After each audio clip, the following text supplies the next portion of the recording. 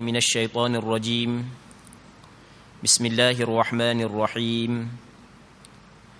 الحمد لله رب العالمين والصلاة والسلام على أشرف الأنبياء والمرسلين وعلى آله وصحبه أجمعين اللهم رب اشرح لي صدري ويسر لي أمري واحلل عقدة من لساني يفقه قولي ولا حول ولا قوة إلا بالله العلي العظيم اللهم انفعنا بما علمتنا وعلمنا ما ينفعنا وعلمنا ما جهلنا وذكرنا ما نسينا اللهم يسر ولا تعسر رب تمم بالخير اللهم افتح علينا فتوح العارفين وفقنا توفيق الصالحين اللهم لا سهل إلا ما جعلته سهلا وأنت تجعل الحزن إذا شئت سهلا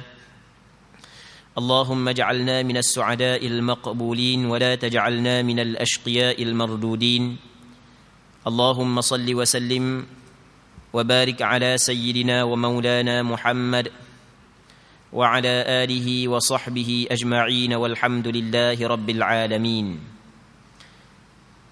Jadi kita sambung balik pengajian kitab Bulughul Maram berkenaan dengan hadis-hadis berkaitan dengan hukum hakam yang dikumpul ataupun dikarang oleh Al-Hafiz Ahmad bin Ali bin Muhammad yang dikenali sebagai Imam Ibn Hajar Al-Asqalani, lahir pada 773 Hijrah, wafat pada tahun 852 Hijrah, rahimahullahu subhanahu wa ta'ala wa nafa'ana Allahu bi'ulumihi fid darain amin. Sekarang ni kita sampai kepada hadis yang ke-13. Katanya wa an Abi Waqid al-Laythi radhiyallahu ta'ala anhu qala qala Rasulullah sallallahu alaihi wasallam ma quti'a min al-bahimati wa hiya hayyatun fa huwa mayyit أخرجه أبو داود والترمذي وحسنه واللفظ له. Maksudnya, daripada seorang sahabat Nabi sallallahu alaihi wasallam yang dikenali sebagai Abu Waqid Al-Laythi, yang mana nama dia sebenarnya adalah Al-Harith bin Auf Al-Laythi. Cuma panggilan yang masyhur adalah Abu Waqid Al-Laythi, seorang sahabat Nabi sallallahu alaihi wasallam yang meninggal dunia pada tahun 668 Hijrah di Mekah ketika berusia 85 tahun.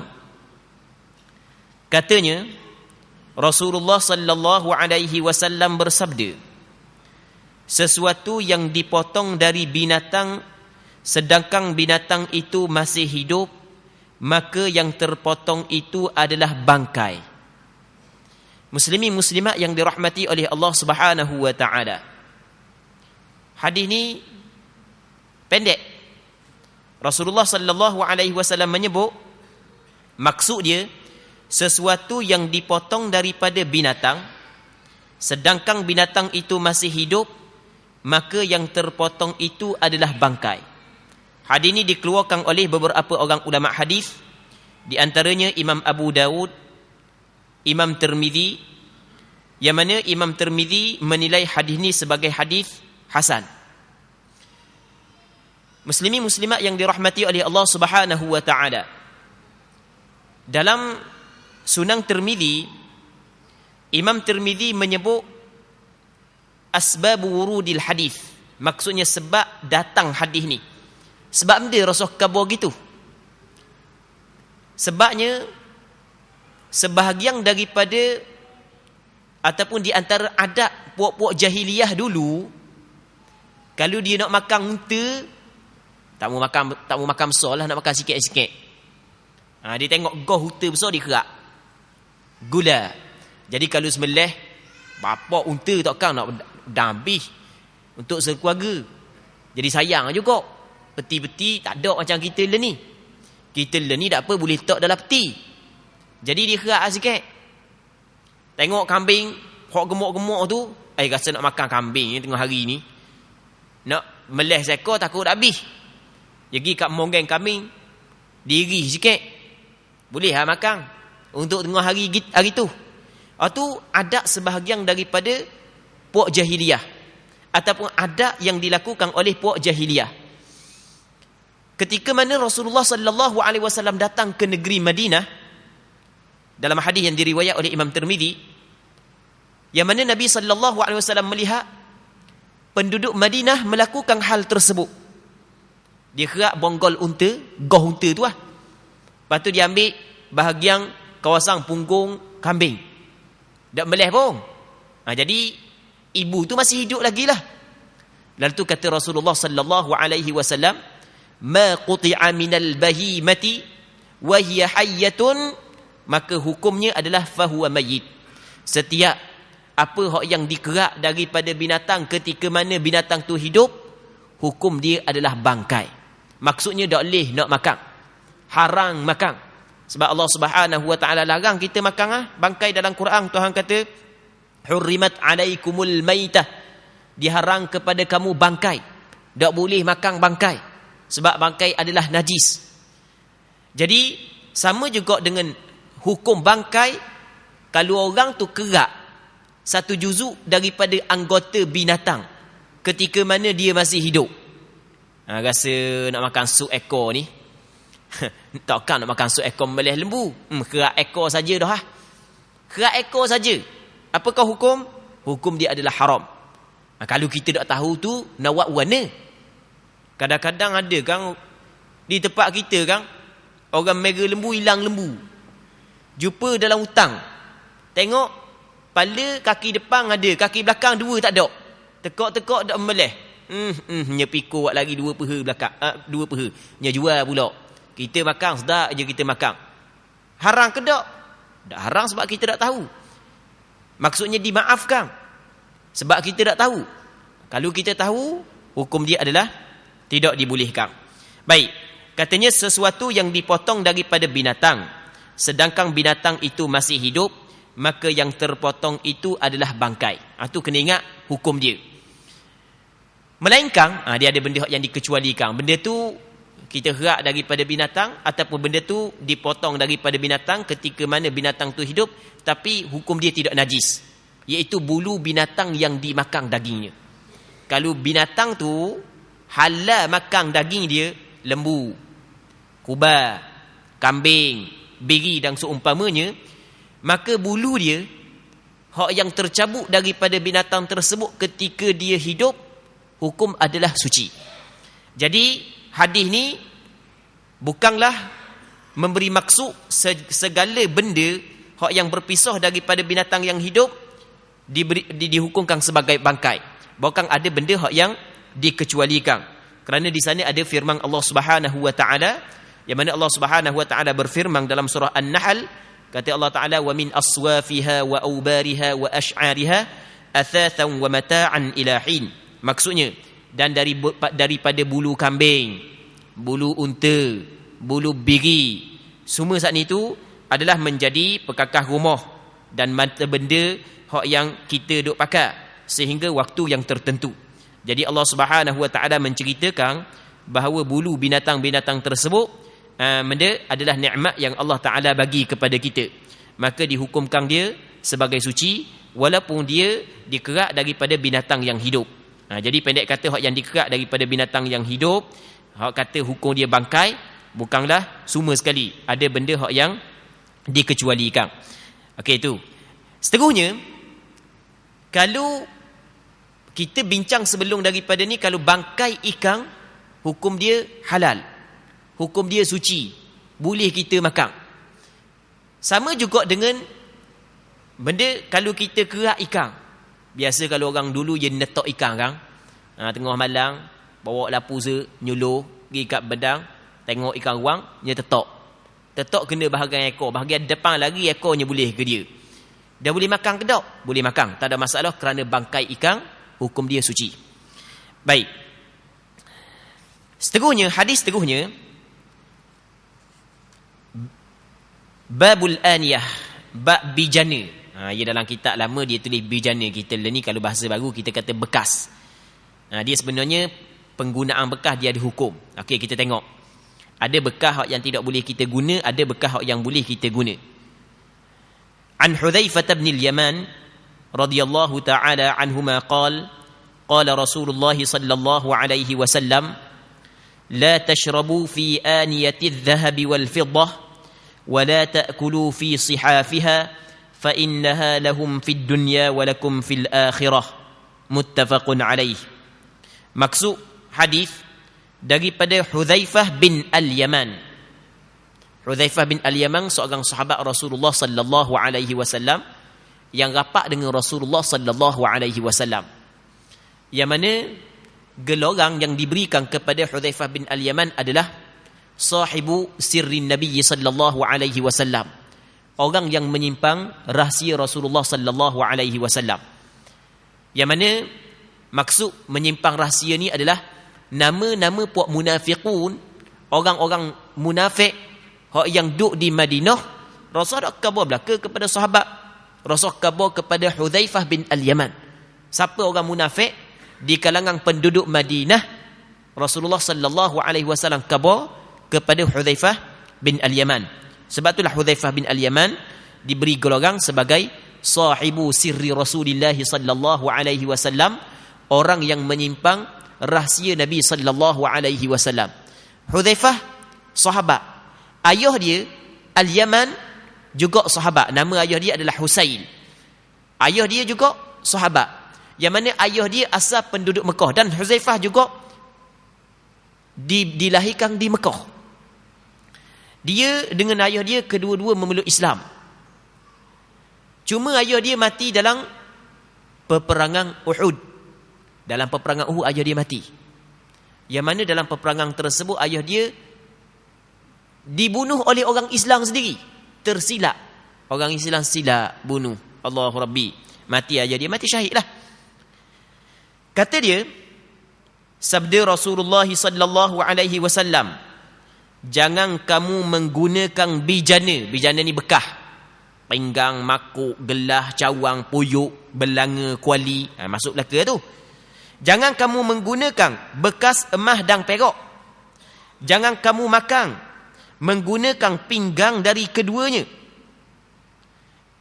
La tashrabu tu maksudnya jangan kamu minum. Jangan kamu minum menggunakan bekas yang diperbuat daripada emas dan perak.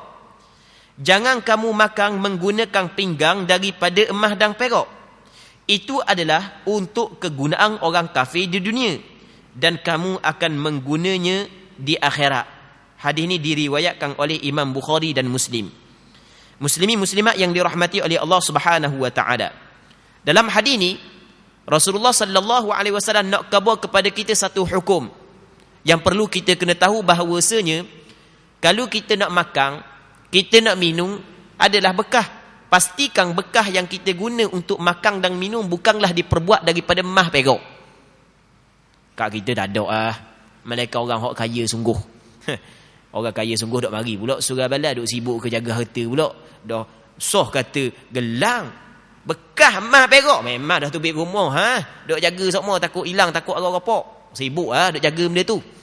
Jadi kalau sekiranya orang tu kaya lagu mana pun, jangan sekali-kali dia makan dan minum daripada bekas yang diperbuat daripada emas dan perak. Hukum dia adalah haram.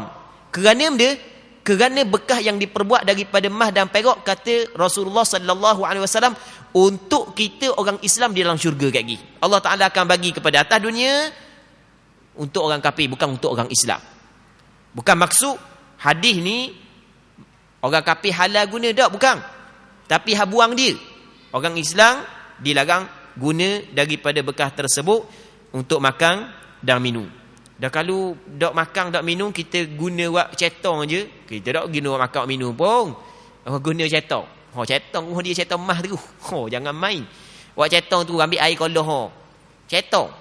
Ataupun rumah dia saat ni tu bukan cetong cetong. Lepas tu benda air pahit air emas. Jangan main. Makuk tandah emas tu. Allah Rabbi mulianya tahi dia. Siapa ke makuk tandah emas. Hukum dia kata ulama hukum dia haram juga. Walaupun dalam hadis Rasul tak sebut, tapi kata ulama qiyaslah dalam hadis Rasul sebut makan minum, hak penggunaan selain daripada makan minum mengambil hukum yang sama. Kita guna untuk bersuci, guna untuk berwudu, guna untuk mandi wajib, dia mengambil hukum yang sama. Sehingga kan sebahagian daripada ulama mengatakan ijma' ulama bahawasanya tidak boleh kita guna bekas yang diperbuat daripada emas dan perak sama ada pada makan, minum ataupun penggunaan-penggunaan yang lain. Muslimin muslimat yang dirahmati oleh Allah Subhanahu wa taala. Kadang-kadang orang tu dia silap faham. Dia kata dah dalam hadis Rasul kata jangan minum, jangan makan, penggunaan lain tak ada masalah. Kata ulama, dak, dalam hadis Rasul sebut makan dan minum kerana kebiasaan penggunaan hak itulah. Hak selain daripada makan minum pun hukum dia sama. Sebab itulah salah sama sekali kalau orang tu dia kata mana Allah Ta'ala larang makan riba dalam Quran. Ya ayyuhalladzina amanu la ta'kulur riba adha'afan mudha'afah. Wahai orang-orang beriman, mu jangan makan riba. Jangan makan riba. Dia kata kalau kita ambil riba buat beli pakaian dah apa sebab Tuhan larang makan. Jadi kalau kita ambil riba, pitih riba tu buat beli lipat dah apa? Sebab kita bukan makan, Tuhan larang makan. Itu adalah salah. Ketika mana Allah Ta'ala larang makan, maka makan tu hukum dia adalah haram. Selain daripada makan, dia mengambil hukum yang sama. Kerana benda? Kerana kalau kita tengok elak dia sama je. Allah Subhanahu Wa Ta'ala harang riba, bukan setakat pada makan, bahkan selain daripada makan pun hukum dia sama. Sama juga dengan masalah guna bekas yang diperbuat daripada emas dan perak, bukan setakat pada makan dan minum, penggunaan lain pun sama. Cuma Allah Ta'ala sebut makan dan minum kerana biasanya penggunaan tu lah orang guna. Dah benda hak yang mesti, hak yang daruri, hak yang perlu makan dan minum kena bakar bekas. Jadi makan dan minum ni benda asasi lah dalam kehidupan kita. Tak boleh dah daripada riba, tak boleh dah bekas emas daripada perak. Jadi kalau benda hak yang tidak asasi, lebih lagi tak boleh. Okey, habis. Kita kena ingat penggunaan ni haram guna bekas emas dan perak ni bukanlah untuk lelaki saja. Bukan untuk orang puang pun sama. Dia orang puang boleh pakai emas, iaitu emas hak yang bentuk perhiasan. Adapun kalau pinggang emas, pinggang perak, orang lelaki tak boleh, orang puang tak boleh. Ni haram ni bukanlah kata khusus untuk orang lelaki, bukan umum. Sama ada dia tu lelaki ataupun puang, dia mengambil hukum yang sama.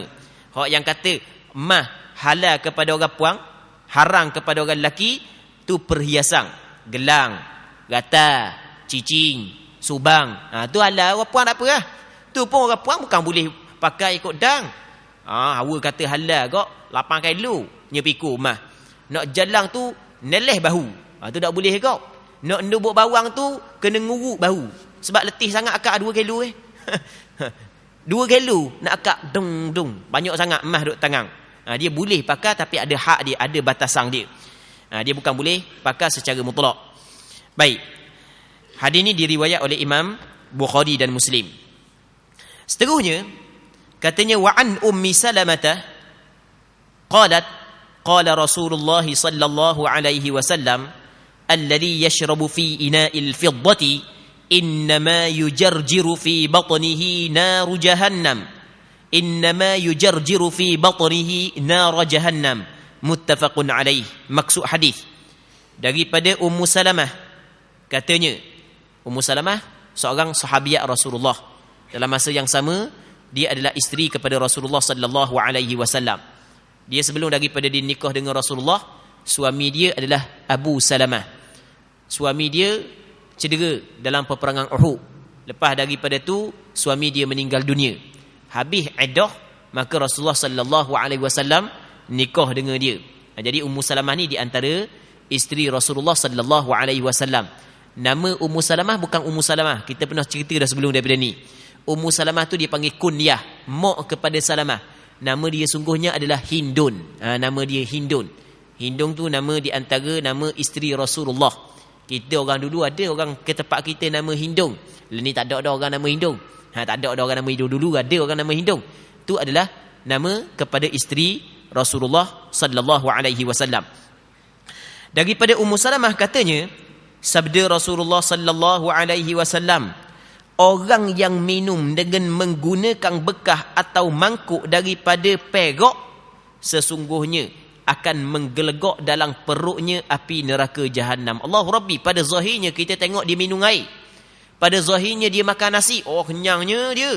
Makan bekah daripada mah dan perak tu, oh hebat dia. Tapi pada hakikatnya sebenarnya dia telah memasukkan ke dalam perut dia neraka jahanam. Teruknya. Sebab itulah kata ulama, di antara dosa besarnya adalah seseorang yang mengambil bekah daripada mah dan perak guna untuk makan dan minum. Hadis ini diriwayat oleh Imam Bukhari dan Muslim. Kita kalau di dalam kitab fiqh, kita kena cerita sikit dalam kitab fiqh. Dalam kitab fiqh ni dipanggil ada babul aniyah.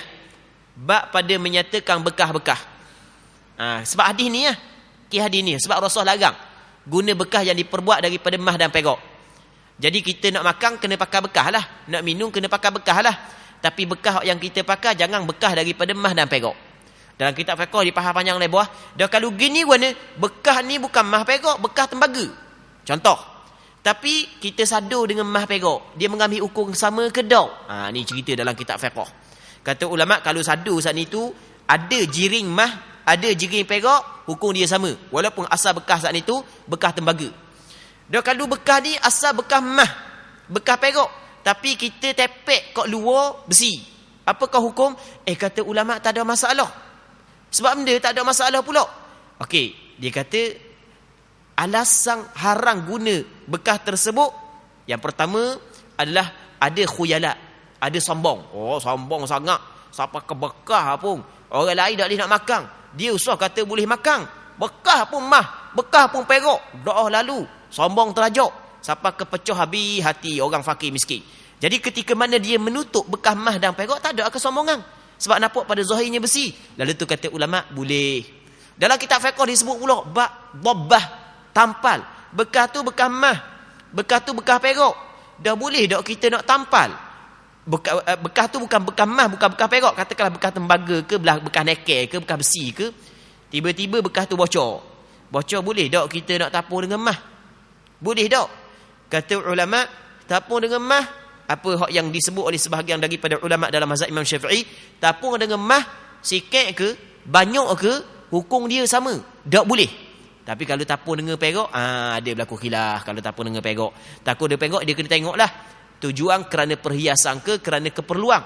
Kadang-kadang kita saat itu boleh nak tapur dengan benda lain, tapi oleh pandai perak banyak kat rumah kita, kita memang kaya sikit, malah nak cari benda lain, pakai tapur dengan perak. Jadi nak tapur dengan benda lain boleh, tapi yang ditapur dengan perak tu dipanggil lizinah, kerana perhiasan, maka hukum dia adalah haram.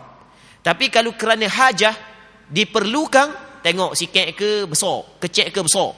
Kalau besar tak boleh juga, tapi kalau sikit, maka hukum dia adalah dibolehkan. Ulama bahas panjang lebar berkenaan dengan masalah ni. Baik. Jadi apa orang hak yang menggunakan bekah yang diperbuat daripada mah perak, dia makan, dia minum, sebenarnya dia telah memasukkan ke dalam perut dia api neraka jahanam. Allahu Rabbi, masuk dalam perut api neraka jahanam. Kita silap minum air hak panas sikit aja dak sedar, tak. Allah, rasa nak putus rasa lidah. Kita ingat air tu sejuk dah, kita pun ambil lah. Memang dahaga sungguh. Balik tengah hari, rupanya bini kita baru wak, air tengah gelegak dia wak tau. Dia tahu abang dia nak balik, bini ingat balik dalam 10 minit lagi. Tiba-tiba abang balik awal gitu. Kita pun turun daripada motor, tak tengok, tak tanya dah air panas ke sejuk. Tahu Allah, warna rasa lidah. Warna rasa lidah tu baru air, bukan neraka jahanam. Ni dimasuk neraka jahanam. Dalam satu hadis ketika mana Rasulullah menceritakan ahli neraka yang paling ringan sekali kena seksa, dalam riwayat yang lain menyebut bahawasanya orang tersebut adalah Abu Talib. Letak 2 butir batu neraka jahanam di bawah tapak kaki dia. Tapak kaki yang tempat tinggi, akhmas qadamai. Gelegak atak. Tak bawah tu gelegak atak. Allahu Rabbi. Benda tu dia tak dalam perut dia. Allahu Rabbi. Rasanya nak padang lah. Nak padang kalau nak gong. Nak padang. Kita kalau orang puang ni, kalau nak comel, siapa ke menderita tubuh dia, kita kata nak padang. Usah kata nak nunjuk pada ada comel-comel pun kalau makan daripada bekas yang diperbuat daripada emas dan perak. Tapi pada hakikatnya dia telah merosakkan diri dia, telah membinasakan diri dia, dia telah menempuh kemurkaan Allah. Sebenarnya pada hakikatnya dia telah menempuh kecelakaan yang kekal abadi selepas daripada dia meninggal dunia. Na'udzubillahi min dzalik. Baik. Seterusnya, wa an ibni Abbas radhiyallahu anhuma. Sebelum tu kita ada lagi. Kena sebut juga lagi. Dah bekas yang selain daripada emas dan perak, tapi barang hak yang kita buat bahan dia tu bahan mahal. Contoh kita kata mata. Bekas yang diperbuat daripada beliang terus. Beliang zaman kita ni kadang-kadang mahal daripada emas lagi. Cawang rumah dia cawang beliang. Ada 8 putih cawang beliang. Suti-suti tu 3 juta. Allah Rabbi. Apakah hukum guna? Okey, kata ulama tak ada masalah, hukum dia adalah harus. Kata ulama, dah apa? Kerana tidak ada dalil yang melarang. Apabila tidak ada dalil yang melarang, dia kembali kepada kaedah al-aslu fil asya'il ibahah. Asal pada perkara adalah diharuskan. Cuma ada juga sebahagian ulama kata tak boleh. Ada. Sebab apa? Sebab dia masuk dalam saraf, dalam pembaziran. Allah Subhanahu wa taala larang kita melakukan pembaziran. Baik. Jadi ala kulli hal, ada sebahagian daripada ulama menyebut bahawasanya bekas yang diperbuat daripada bahan-bahan hak yang mahal, mata zamrud ke, beliang ke, selain daripada emas dan perak, hukum dia adalah boleh kita guna. Kerana tidak ada dalil yang melarang. Hak yang Rasulullah larang mah dengan perak sahaja. Hadis seterusnya, wa an ibni Abbas radhiyallahu anhuma qala qala Rasulullah sallallahu alaihi wasallam idza dubighal ihabu faqad tahur akhrajahu Muslim wa 'indal arba'ah ayyuma ihabun dubigh faqad tahur. Maksud hadis daripada Ibnu Abbas radhiyallahu anhuma. Ibnu Abbas adalah seorang sahabat Rasulullah sallallahu alaihi wasallam. Dia sepupu Rasulullah. Ayah dia Abbas adalah adik kepada ayah Rasulullah, Abdullah. Jadi Abdullah bin Abbas dengan Rasulullah adalah sepupu. Dia ni Abdullah bin Abbas seorang sahabat Rasulullah yang cukup alim. Sehingga di antara gelaran yang diberikan kepada Abdullah bin Abbas adalah habrul ummah, orang yang cukup alim di dalam umat Nabi sallallahu alaihi wasallam. Di antara gelaran yang diberi kepada Abdullah bin Abbas adalah turjumanul Quran, penterjemah Al-Quran, orang yang cukup mahir dalam penafsiran Al-Quranul Karim. Kalau kita tengok Abdullah bin Abbas, dia masa Rasul wafat, umur dia saat itu tak balik lagi, maksudnya tak sampai 15 lagi. Umur dia lebih kurang dalam 13 tahun ketika Rasulullah wafat. Tapi walaupun dia budak, dia mengambil kesempatan di mana ketika masa Rasulullah hidup dengan menuntut ilmu daripada Nabi sallallahu alaihi wasallam. Akhirnya dia termasuk dalam kalangan sahabat yang cukup alim. Itu cerita Abdullah bin Abbas radhiyallahu taala anhuma secara ringkas. Baik. Rasulullah sallallahu alaihi wasallam banyaklah Rasul nasihat dia. Di antara nasihat yang Rasul bagi nasihat kepada dia, dan mungkin ni di antara keberkatan yang diambil daripada nasihat Rasulullah diamal dalam kehidupan dia. Satu ketika dia duduk belakang Rasulullah sallallahu alaihi wasallam, lalu tu kata Rasulullah kepada dia, ya gulam, inni uallimuka kalimat. Wahai budak, aku nak ajar kepadamu beberapa kalimah. Mu nak tak? Memang dia nak, dia duduk rapat dengan Rasul, hidup ikut sama, duduk turut sama Rasul, memang dia nuntut ilmu. Tiba-tiba Rasul nak ajar kepada dia beberapa kalimah, nak lah. Kata Rasulullah sallallahu alaihi wasallam kepada dia, ihfazillaha yahfazka. Mu jaga Allah, mu pelihara Allah, Allah Taala pelihara mu. Kalau mu nak dapat penjagaan dan pemeliharaan daripada Allah, mu kena jaga Allah. Dah jaga warna Allah. Kita tak mampu nak jaga Allah. Maksud jaga Allah Ta'ala adalah jaga Allah Ta'ala dalam perintahnya dan dalam larangannya. Segala perintah Allah Ta'ala kita kena jaga. Segala larangan Allah Ta'ala kita kena jaga. Kita kena buat apa yang Allah Ta'ala perintah. Kita kena tinggal apa yang Allah Ta'ala larang. Itu yang dimaksudkan dengan jaga Allah Subhanahu wa Ta'ala. Kalau kita jaga Allah Ta'ala, maka Allah Ta'ala jaga kita. Ni hak yang Rasulullah sallallahu alaihi wasallam khabar kepada Abdullah bin Abbas, ihfazillah yahfazka, mu jaga Allah, Allah Taala jagamu. Allah Taala jaga seseorang yang jaga dia bukan setakat di dunia, bukan di akhirat, bukan setakat di akhirat, bukan di dunia. Dunia Allah Taala jaga. Allah Taala jaga mata dia, Allah Taala jaga tangan dia, Allah Taala jaga kaki dia. Sebab itulah kita dapati ada sebahagian daripada para alim ulama ketika mana dia meninggal dunia, selang beberapa tahun lepas daripada dia mati, orang korek kubur, tengok mayat dia seperti asal dak acuh sikit pun. Dah buat apa sampai tahap tu? Kerana masa dia hidup dia jaga Allah Taala. Akhirnya Allah Subhanahu Wa Taala jaga dia. Allahu Rabbi. Jadi Abdullah bin Abbas, nama dia adalah Abdullah bin Abbas, cuma orang masyhur dia Ibnu Abbas. Sebab dia kata Ibni Abbas. Daripada Ibni Abbas, yakni Abdullah bin Abbas radhiyallahu anhuma, katanya sabda Rasulullah sallallahu alaihi wasallam, kulit bangkai, kulit binatang lah, apabila disamuk sesungguhnya ia jadi suci. Kulit bangkai apabila kita samuk dia jadi suci. Bangkai hukum dia najis. Bangkai hukum dia najis. Bangkai tu benda bangkai. Bangkai ni adalah setiap binatang yang mati tanpa ada sembelihan yang dinisbahkan kepada syarak. Meleh dah, dak butuh lekang dak setarang. Pisah tupu, dak cakap nak ronyoh, dak cakap nak rogok. Dak butuh setarang lekang, mapuh lembu sebab cekak tekok gitu je. Baik. Jadi bakar tu. Walaupun gaya haji. Jadi nak meleh lembu tu kena jaga molek lah, kena tajang lah pisau. Mapuh lembu. Bakar. Boleh makan tak? Tak boleh makan. Najis. Bangkai najis. Tapi kulit dia boleh kita ambil. Boleh. Ambil buat benda. Ikut anak buat benda. Buat baju ke? Dan kalau tak mau buat baju, buat suara dalang. Boleh, ada masalah. Buat suara dalang dengan kulit lembu. Ada masalah. Buat seluar. Buat baju. Buat piyok. Buat kasut. Buat lipas. Buat beg piti. Boleh. Tapi dengan syarat kena samuk dulu. Warna samuk. Basuh 7 kali. Tak. Kita samuk. Kalau orang Terengganu dia faham samuk ni nu basuh 7 kali nu ah. Salah satu dengan air tanah. Maksud samuk di sini adalah kita kena buang benda-benda yang dapat merosakkan kulit. Kita kena hilangkan daging dia, hilangkan lemak, buang urat, buang darah, benda yang dapat merosakkan kulit. Buang belaka. Dah nak buang benda ikut dengan alat benda. Cari alat hak tajam-tajam. Kalau boleh buat ngelogok, buat ngelogok. Macam-macam kan alat ni kan. Okey, apabila kita buang kulit bangkai tadi, hukum dia suci. Kulit bangkai. Kena bangkai ni adalah binatang yang mati tanpa ada sembelihan yang dinisbahkan kepada syarak.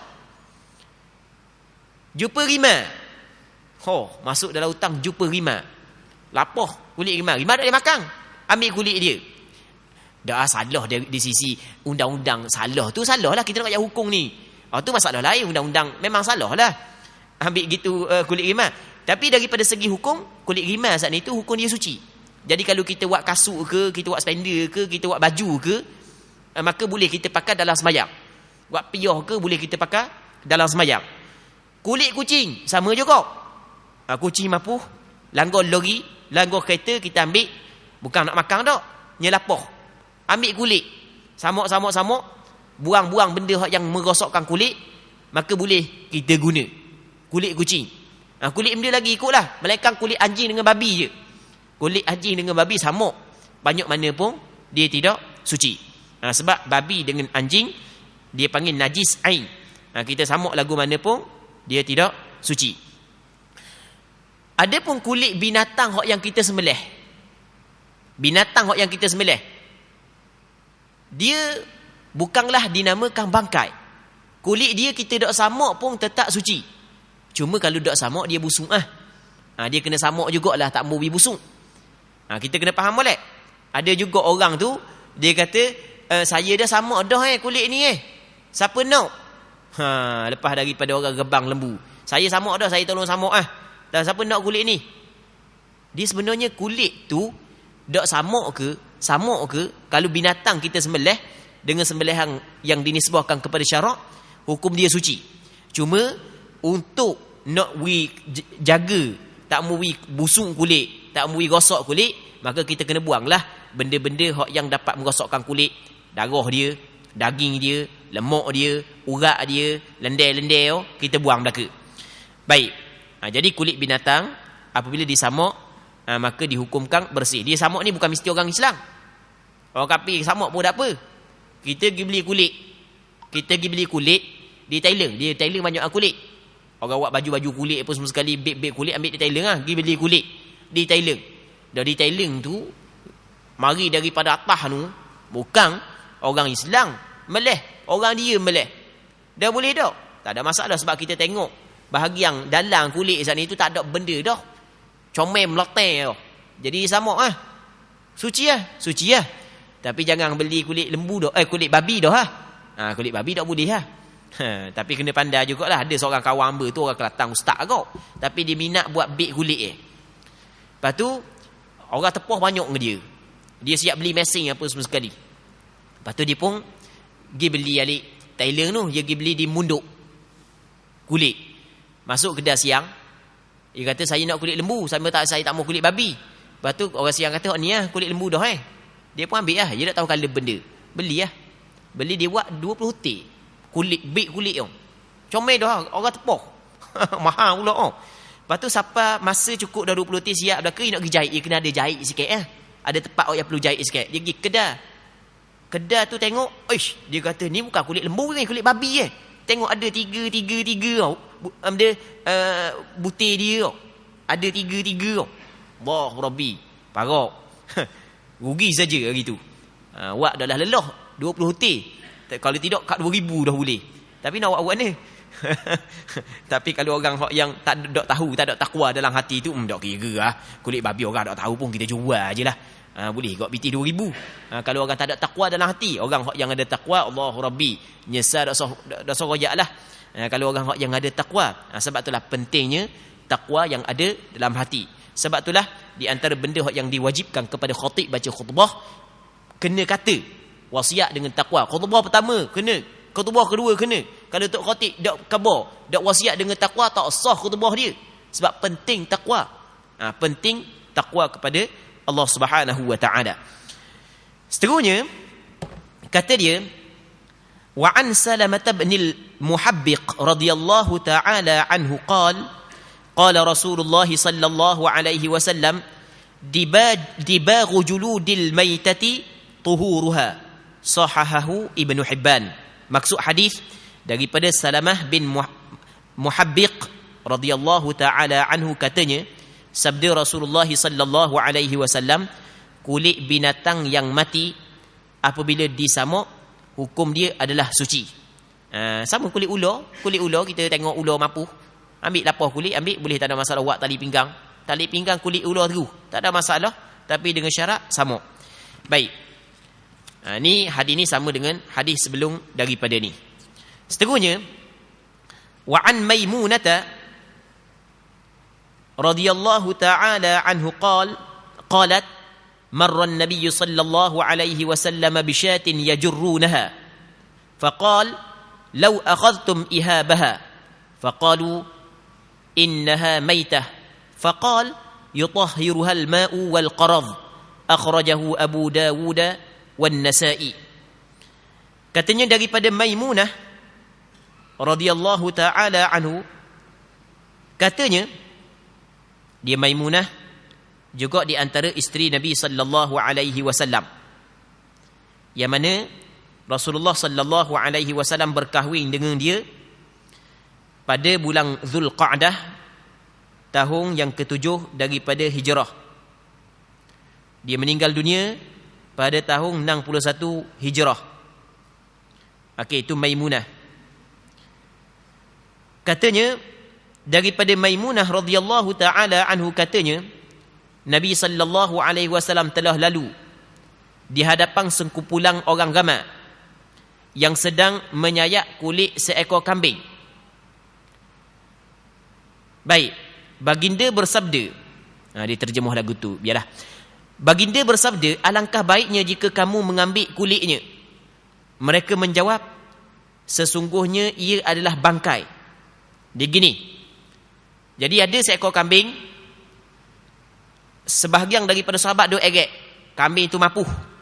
Jadi bangkai lah. Kata Rasulullah, molek kau mu ambil kulit dia. Lalu tu sahabat jawab, mereka menjawab, sesungguhnya ia adalah bangkai. Bangkai ni Rasulullah. Mapuh dah Sabda Rasulullah sallallahu alaihi wasallam lagi, sucikanlah kulit itu dengan air dan al-qarad. Al-qarad ni sejenis benda yang digunakan untuk benda tajam, yang digunakan untuk menghilangkan benda-benda yang dapat merosakkan kulit. Hadis ini dikeluarkan oleh Imam Abu Daud dan Imam An-Nasa'i. Jadi 3 hadis tadi adalah menjadi dalil bahawasanya kulit bangkai apabila kita samuk, hukum dia suci. Okey, kita berhenti situ dulu. InsyaAllah kita sambung balik akan datang. Wallahu subhanahu wa ta'ala a'la wa a'lam. Sallallahu wa sallam wa baraka ala sayyidina wa maulana Muhammad wa ala alihi wa sahbihi ajma'in. Walhamdulillahi rabbil alamin.